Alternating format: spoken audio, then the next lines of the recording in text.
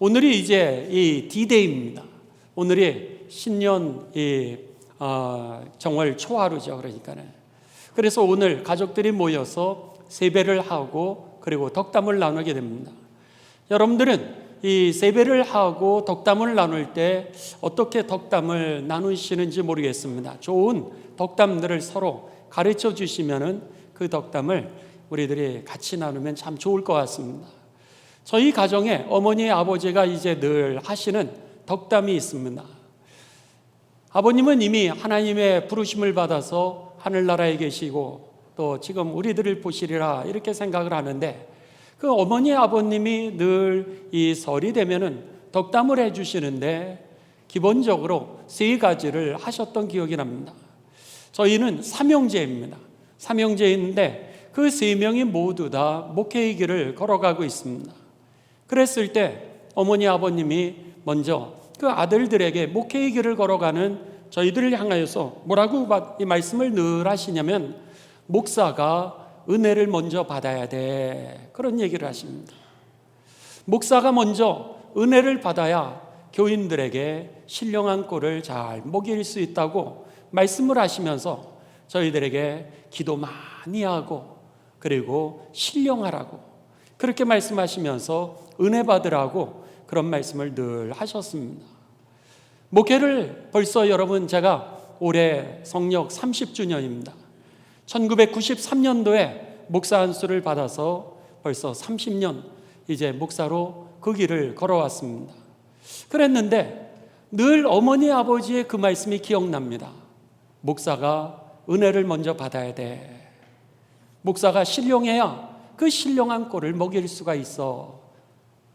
앞으로 제 목회의 방향도 역시 제가 걸어가는 그 길에 무엇보다도 내가 은혜를 받아야 되겠다, 이렇게 생각하면서 저도 성경 말씀을 읽으면서 묵상하면서 은혜를 받고요, 전도사님이 설교한다 할지라도 저는 관심을 가집니다.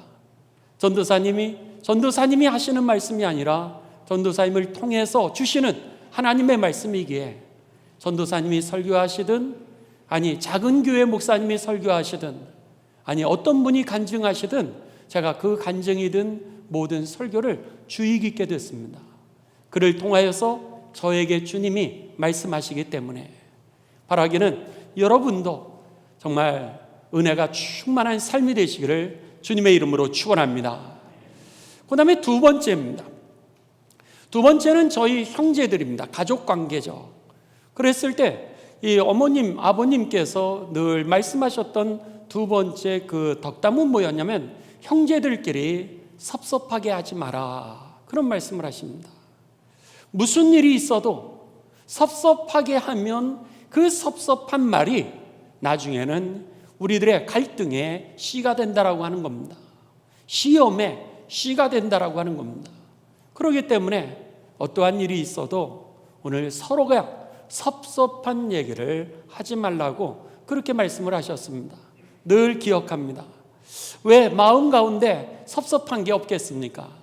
그런데도 불구하고 그 섭섭함을 표현하지 않으니까 여러분, 오히려 그게 덕이 되고 그리고 성숙하게 되고 돈독하게 되는 경우를 많이 경험하게 됩니다.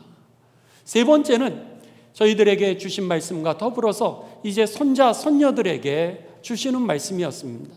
손자, 손녀들에게 주셨던 그 말씀은 뭐냐면, 신앙생활 잘해라, 믿음생활 잘해라, 이렇게 말씀하시면서 그 뒷말씀이 저에게는 늘 기억이 납니다. 믿음생활 잘해라 그러시면서 하나님이 앞길을 인도하셔, 그렇게 말씀해 주시는 거예요. 덕담이 길지는 않았습니다. 물론 손자와 손녀들은 오늘 세뱃돈 받는 재미, 여러분 그 재미에 이제 이 기다리는 거 아니겠습니까? 그랬는데 길지 않지만 그 자녀들과 손자와 손녀에게 주시는 그 짧은 문장, 믿음생활 잘해라, 하나님이 네 앞길을 인도하셔. 이 말씀이 여러분 자녀들에게 주셨던 말씀이었는데, 제가 그 말씀을 들으면요, 아멘, 저의 일생도 하나님이 인도하셨음을 오늘 우리 성가다가 찬양한 것처럼 받은 복을 세워보아라.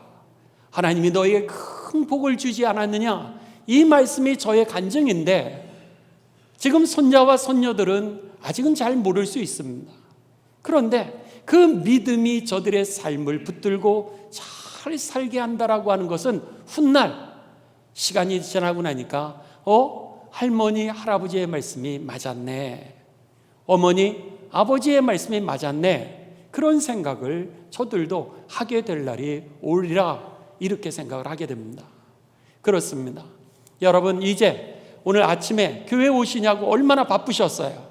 그런데 이제 돌아가셔서 가족들하고 식사를 하시고 그리고 가족들이 모여서 세배를 할 때 내가 길지는 않지만 그렇지만 아주 능력 있는 이 덕담을 해야 될 텐데 하나님의 지혜를 구하시는 가운데 이 덕담이 여러분의 가정을 치유하고 회복하며 자녀들을 구원으로 이끄는 그런 축복이 되시기를 주님의 이름으로 축원합니다. 오늘 본문 말씀은 하나님께서 이제 베드로를 통하여서 우리들의 인생이 잘 사는 방법, 어떻게 하면은 우리가 일생 걸어가는 이 믿음의 삶을 잘 걸어갈 수 있을까? 잘 사는 방법, 그리고 믿음 생활 잘하는 방법을 우리들에게 가르쳐 주시는 귀중한 말씀입니다. 그랬는데 이 말씀의 핵심의 요지는, 결론은 이렇습니다. 여러분, 영적으로 성장하라고 하는 것이 오늘 하나님의 잘 사는 방법의 비결이었다라고 하는 겁니다. 할머니 할아버지가 이제 주셨던 믿음 생활 잘해, 하나님이 내 앞길을 인도하실 거야, 이것이 할머니 할아버지의 간증이 아니라 우리들의 간증인 것처럼 오늘 하나님께서는 우리들이 잘 사는 방법이 있는데, 신앙생활 잘하는 방법이 있는데, 그게 뭐냐면 바로 영적으로 성장하라고 하는 겁니다. 이것을 우리들은 다른 말로 하면 영적으로 한 발자국 한 발자국 진보하라, 이렇게 말씀하는 겁니다. 1986년 11월 26일자에 뉴스위크지에 났던 그런 사건이었다고 합니다. 이제 한 텍사스의 젊은이가, 텍사스에 살고 있는 한 젊은이가 차를 몰고 가다가 어느 가게 앞에 차를 멈추었습니다. 거기 가게에 보니까 그 쇼 윈도우에 그 창문으로 보여지는 한 돌이 있는데 신기했습니다. 그 가게로 들어가서 주인에게 묻습니다. 이 돌의 이름이 뭐죠? 글쎄요, 저도 잘 모르는데요. 가격은 얼마죠? $16입니다. 이 젊은이가 이 알지도 못하는 그런 돌을 $16에 살려니까 아마 비쌌다고 생각을 한 것 같습니다. 이것을 깎아서 결국은 $10에 그 이상하게 생긴 돌을 그가 사게 됩니다. 그리고 나서는 자동차의 트렁크에 싣고 그리고 집으로 돌아와 관심이 있었던 그 돌의 모양에 대하여서 그가 책을 찾기를 시작했습니다. 책에 나와 있지를 않는 거예요. 86년만 해도 여러분 인터넷이 그렇게 발전되어 있지 않던 시대인지라 그가 그 자료를 통하여서는 이 돌의 이름을 찾을 수 없었습니다. 마침 친구에게 그 돌을 소포로 보내게 됩니다. 무거운 돌이니 소포의 값이 그래도 나갔겠죠. 그렇게 하면서 친구에게 소포를 보냈습니다. 그리고 이 돌이 무슨 돌인지를 확인해 달라고 하는 그런 메시지였어요. 이제 며칠 후에 전화가 따르릉 울렸습니다. 친구에게 전화 왔습니다. 너 이 돌 어디서 샀니? 지나가다가 그냥 어느 가게에 전시되어 있어서 그냥 샀는데 얼마 주고 샀니? 16불인데 10불로 깎아서 샀어. 그랬더니 갑자기 쿵 하는 소리가 들리더랍니다. 알고 봤더니 그 돌은요, 세계에서 제일 큰 사파이어 원석이었다라고 하는 겁니다. 이야, 우리에게도 그런 복이 여러분이 임하기를.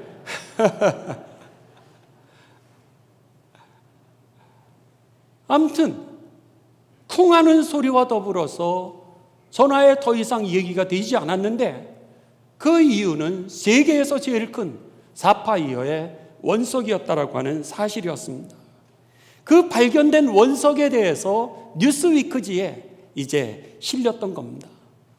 여러분, 이 기사를 보면서 누가 가장 마음이 아팠을까요? 다 아시죠? 네. 그 주인, 10달러에 이것을 판 주인이 여러분 아마 혈압이 올라가서 입원했을 수도 있을 겁니다. 그가요, 왜 이런 실수를 했죠? 지식이 없어서 이런 실수를 했다고 하는 겁니다. 이걸 알았다면은 그가요, 대박이 터졌을 텐데, 그가 이게 뭔지를 모르는 지식이 없어서 결국은 그 복을 놓치고 말았습니다. 그렇다면은 그 돌을 샀던 청년은 지식이 있었을까요? 청년도 없었죠. 주인도 지식이 없었고 청년도 지식이 없었는데, 그렇다면 청년이 가지고 있었던 건 뭐죠? 호기심. 그럴 수 있습니다. 남들이 가지지 아니하는 그 무언가를 가졌는데 이상한 것을 발견할 수 있는 영감이었다라고 하는 겁니다. 이상하네?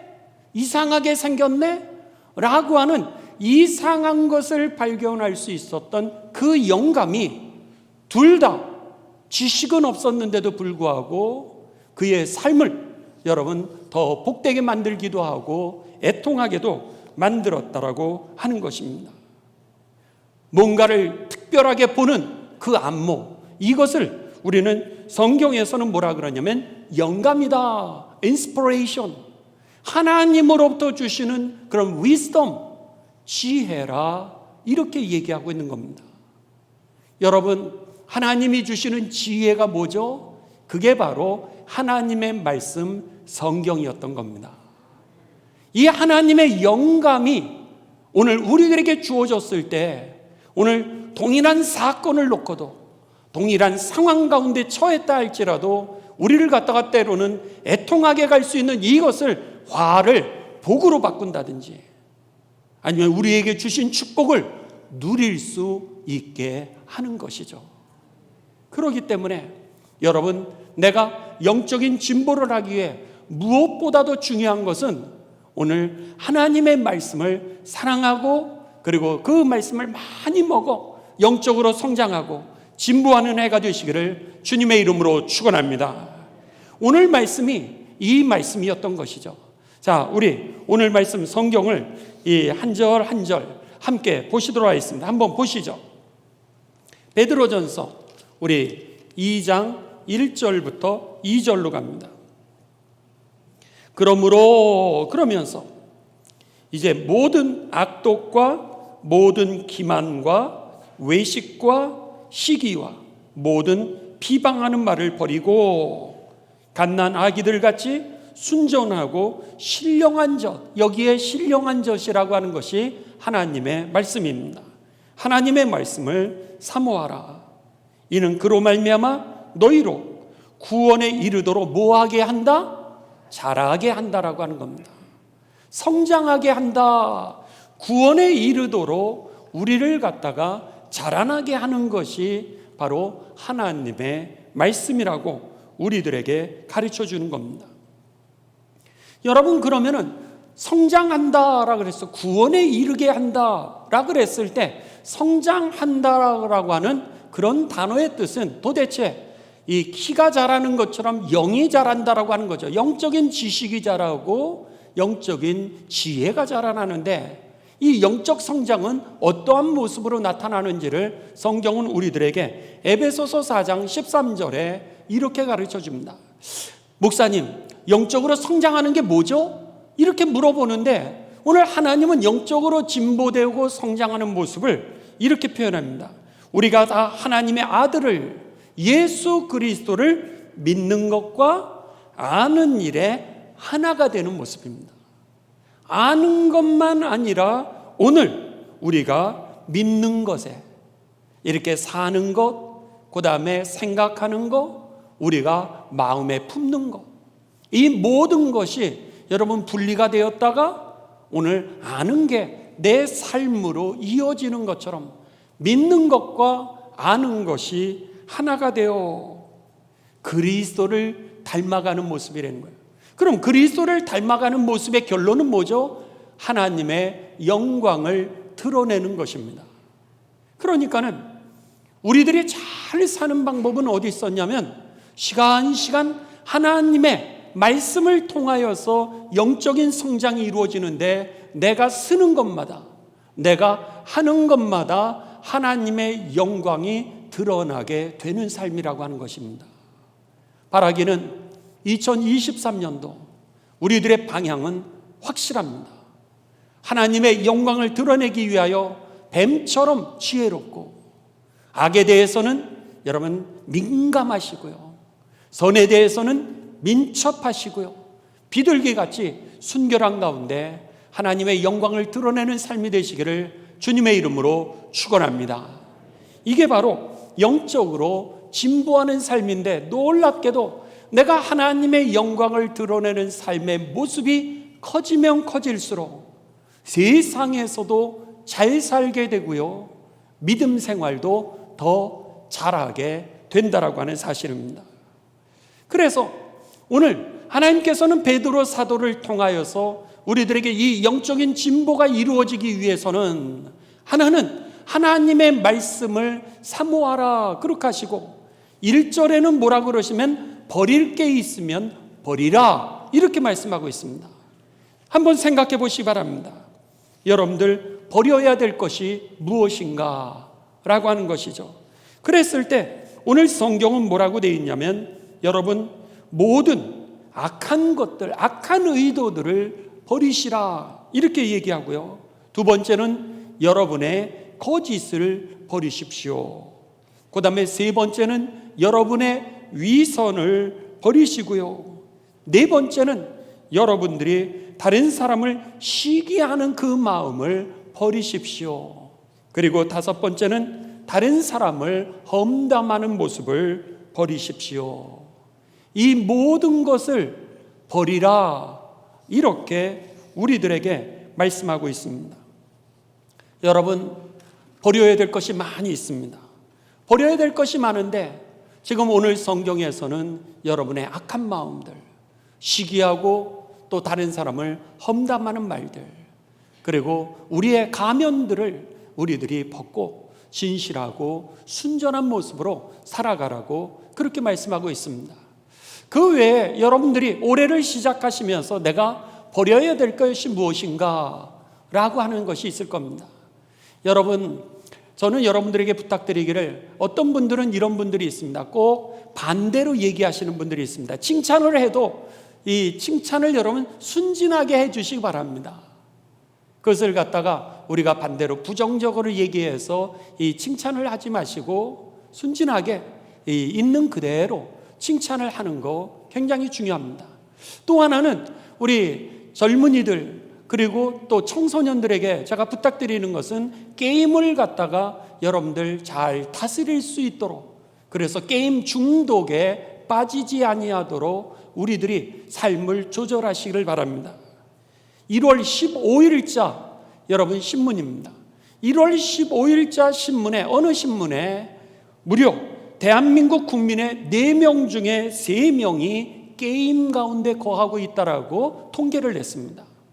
이것은 여러분 한국 콘텐츠 진흥원에서 이제 게임 백서를 발간을 하게 됐습니다. 그러니까 2022년도 코로나 기간 동안에 있었던 일, 2021년도 코로나 기간에 있었던 일들을 갖다가 정리를 해가지고 이제 2022년도 이제 이 게임 백서라고 하는 것을 갖다가 한국 콘텐츠 진흥원에서 이 백서를 낸 겁니다. 그랬는데 이 백서에 의하면은 우리나라 국민 중에 4명 중에 3명이 게임에 임하고 있는 것으로 조사가 됐다라고 하는 겁니다. 무려 여러분 74.7%가 게임을 하고 있었습니다. 어마어마하죠. 그 중에서 응답자 중에서 이제 중복으로 응답을 같이 했습니다. 중복으로 응답을 같이 했는데 핸드폰, 여러분의 모바일 핸드폰으로 게임을 하는 사람들이 82%였고요. 그리고 컴퓨터로 게임을 하는 사람이 54.2%로 이제 이 통계를 냈습니다.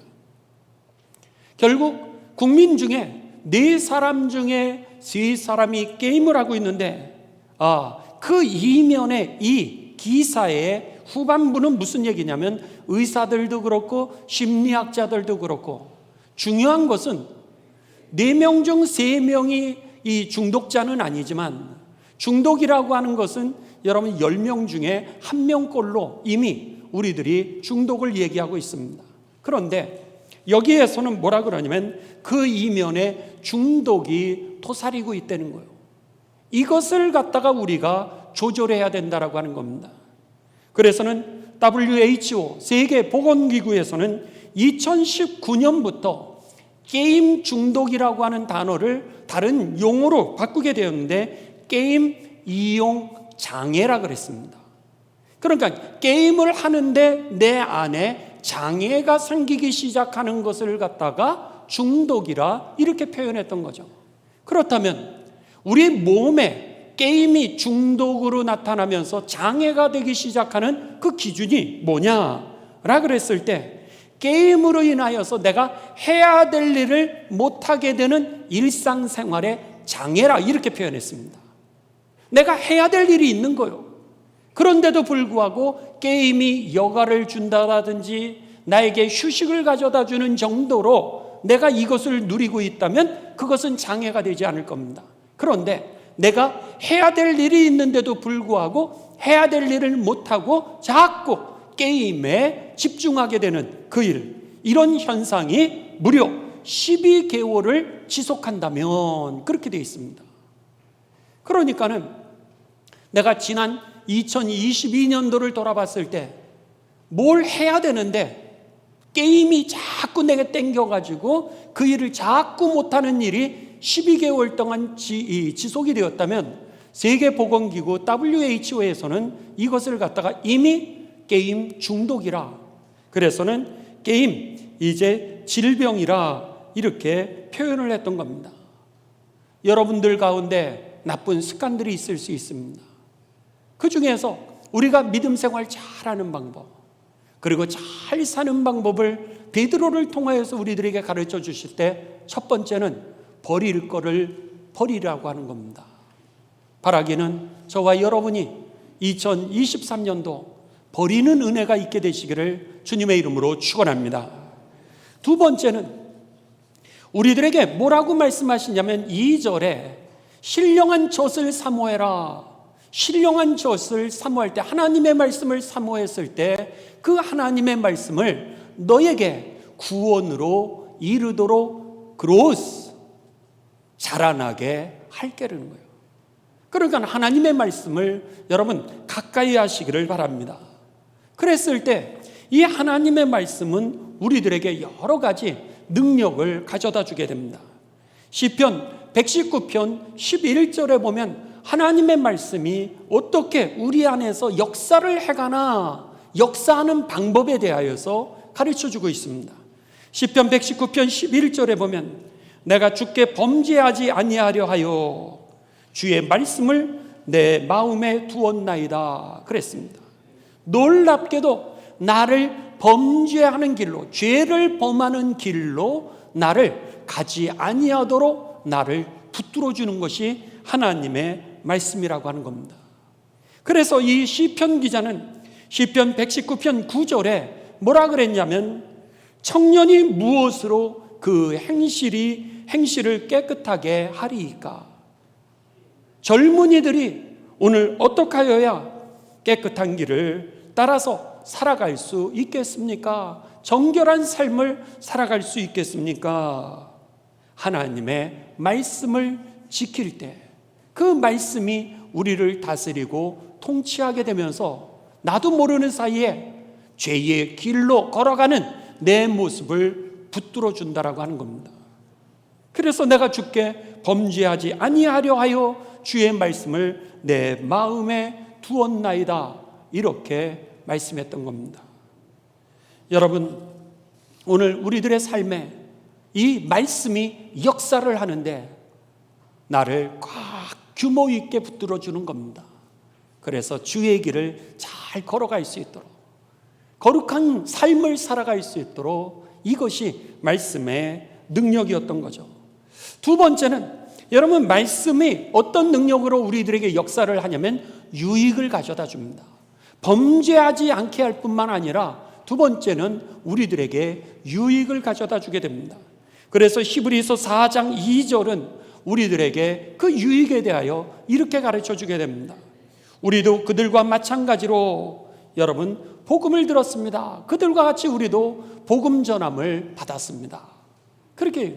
그런데 들은 바 그 말씀이 그들에게 유익하지 못했던 것은 듣는 자가 그것을 내 믿음으로 연결시키지 않았기 때문입니다. 이렇게 얘기를 합니다. 선풍기를 돌리려면 여러분 코드를 꽂아야 되는 겁니다.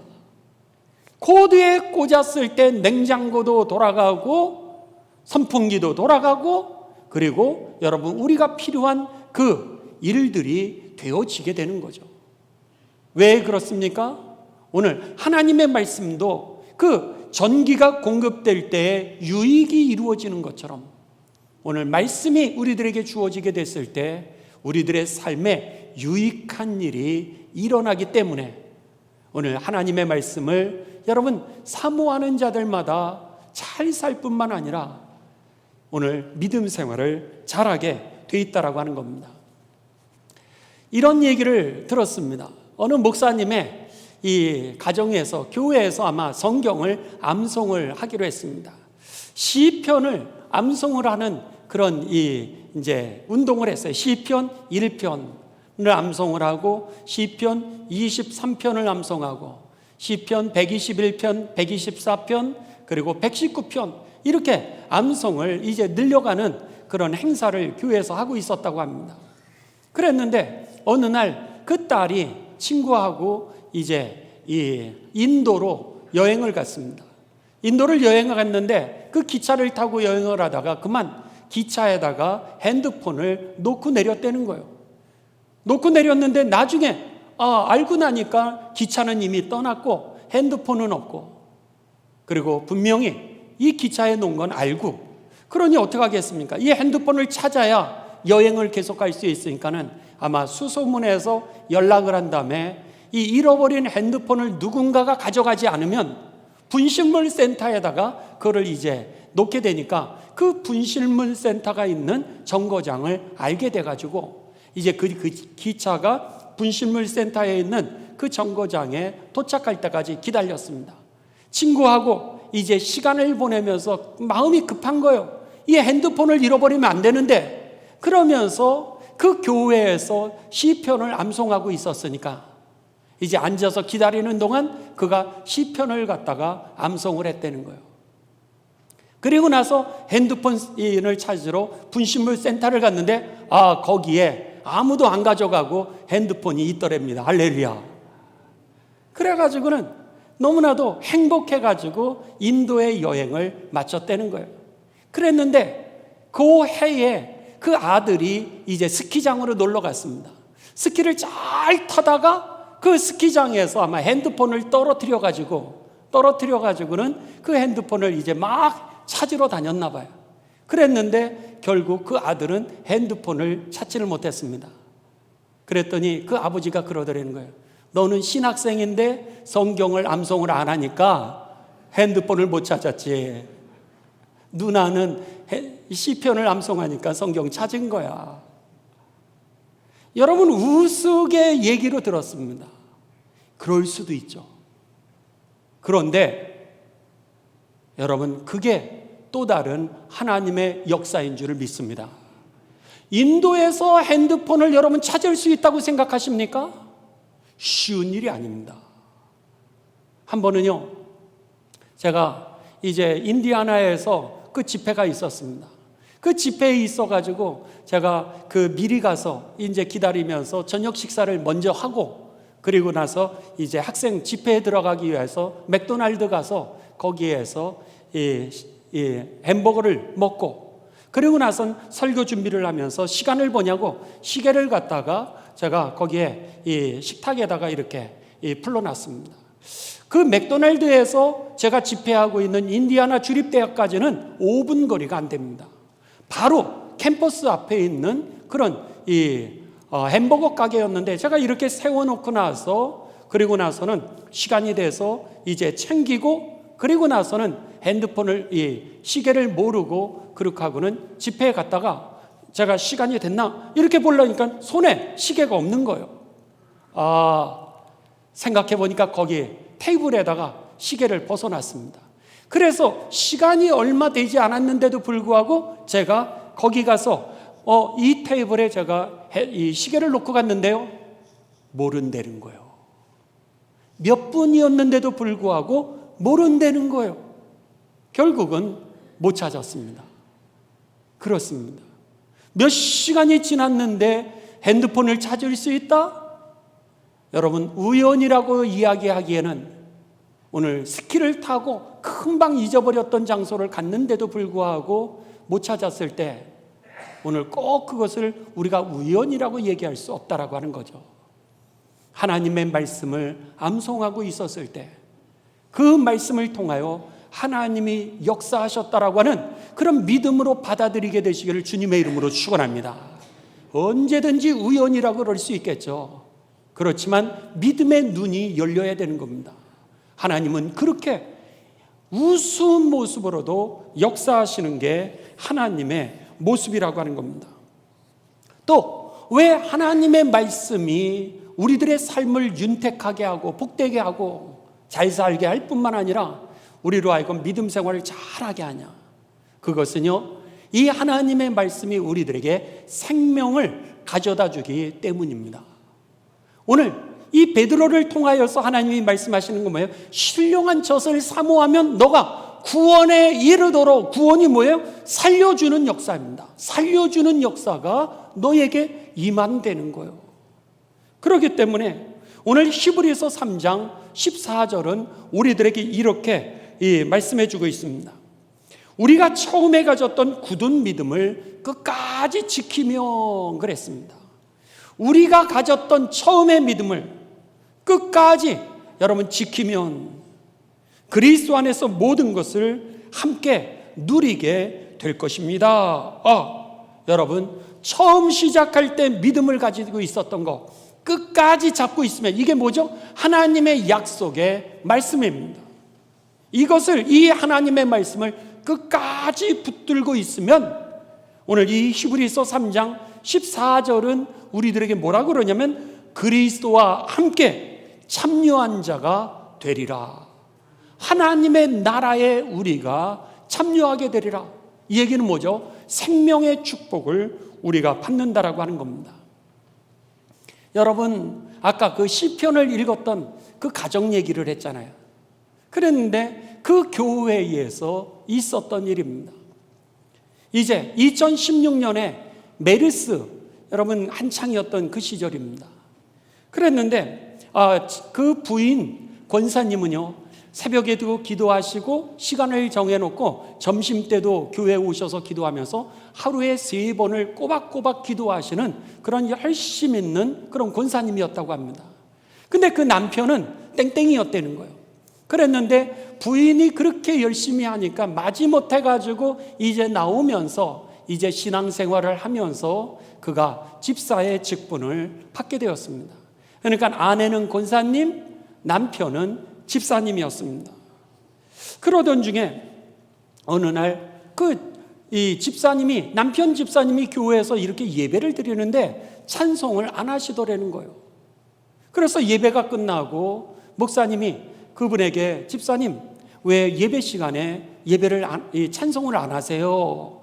이렇게 여쭤보셨다는 거예요. 그랬더니 그분이 말씀하시기를 암이라는 거예요. 그래서는 암이라는 얘기를 듣고, 방광암이라고 하는 얘기를 듣고 나서 그러면은 집사님 빨리 한번 기독병원에 가보세요.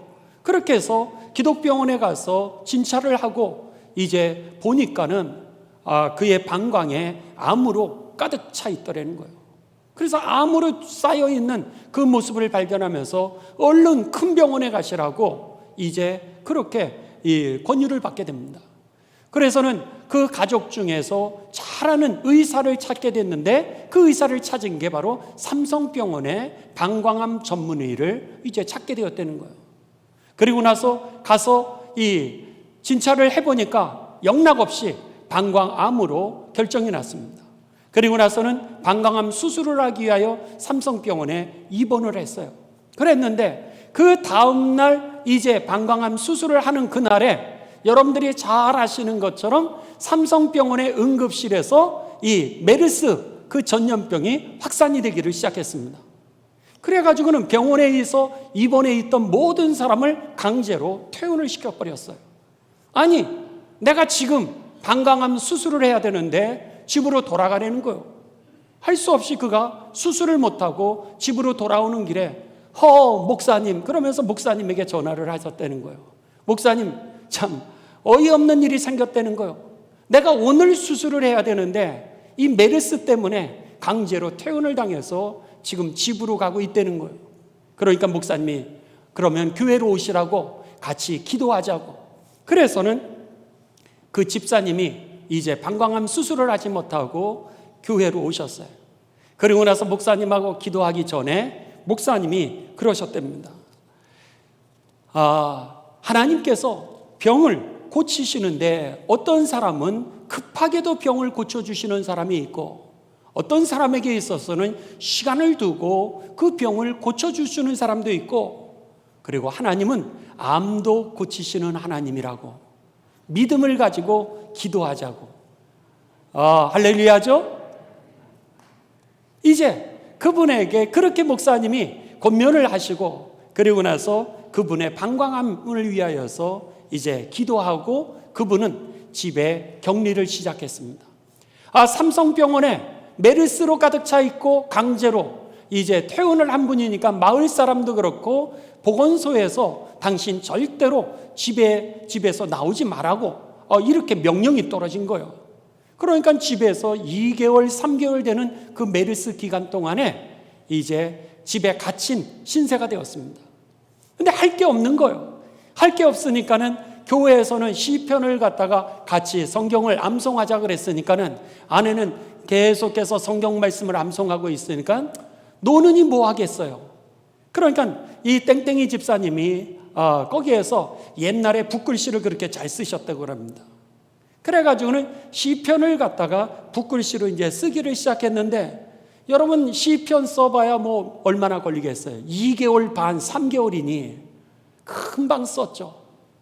그러니까는 그렇게 하고서 할 게 없으니까 이런 김에 집에 있으니까 성경이나 창세기부터 시작해서 신약까지 다 써보자.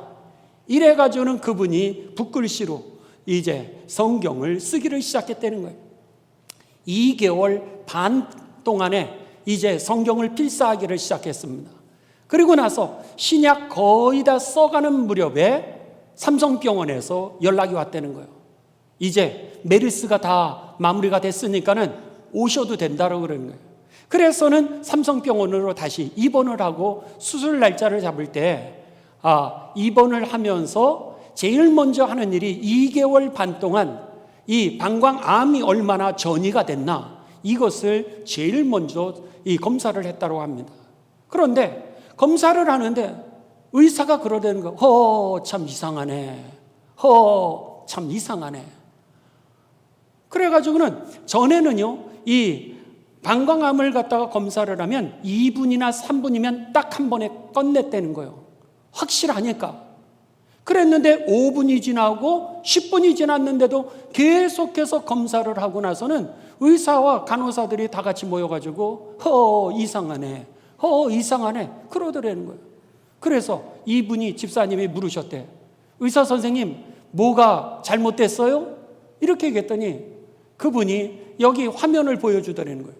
화면을 갖다가 이렇게 두 가지로 이렇게 붙여가지고 보여주는데, 이 화면은 지난번 2개월 반 전에 선생님을 찍었던 방광암 사진이고, 이 사진은 오늘 찍은 사진이라는 거예요.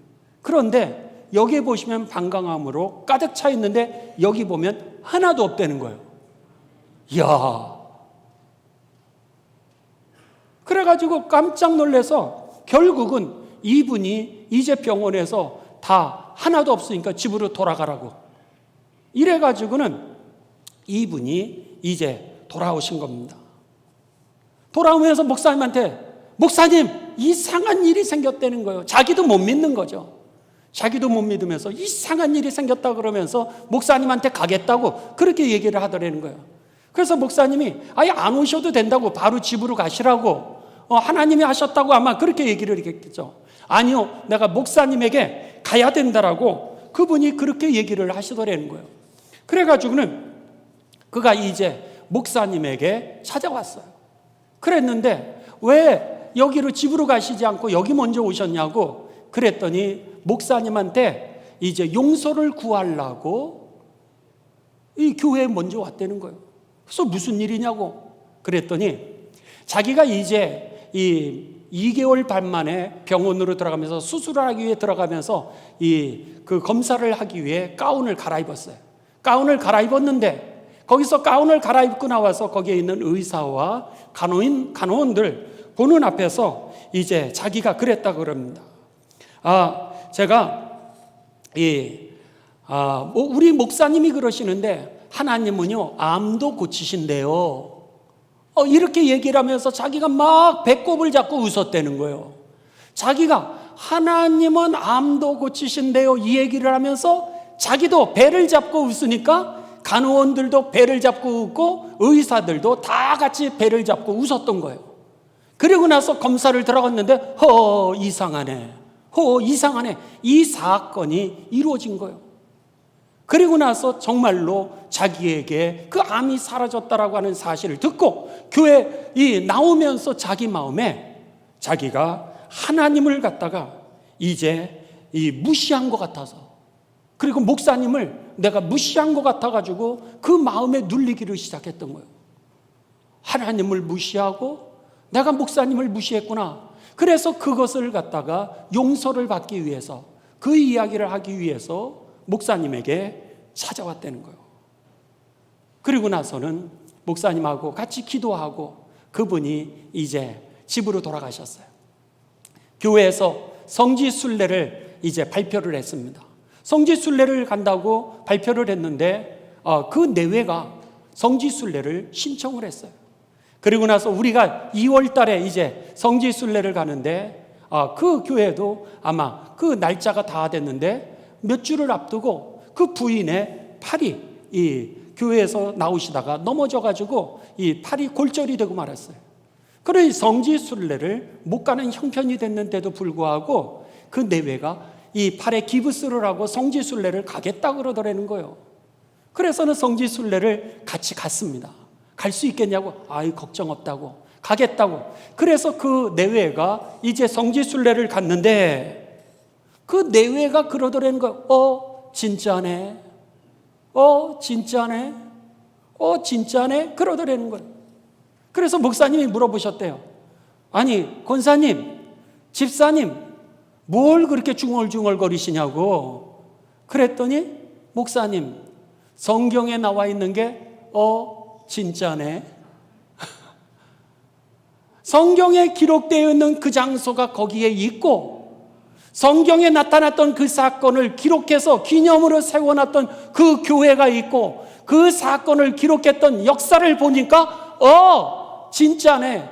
그전엔 권사이면서도, 그전엔 집사이면서도 믿지를 못했는데 하나님은 암도 고치시는 하나님이라고 했던 얘기를 배꼽을 잡고 내가 먼저 웃었는데 하나님은 역사하시고 그 장소는 진짜네. 이렇게 되었던 겁니다. 여러분, 정말 놀라운 하나님이시죠? 예수님 믿는 거 행복하게 믿으시길 주님의 이름으로 축원합니다. 이상하네. 이 말이 사실이었던 거예요. 그의 생명을 살려주신 하나님은, 그래서 물어봤어요. 그분이 그때 몇 세쯤 됐냐? 10여 년 전이니까. 그러니까 지금은 84세시라는 거예요. 그러니까 10여 년 전이니까 70대에 그분에게 그런 사건이 있었다는 거예요.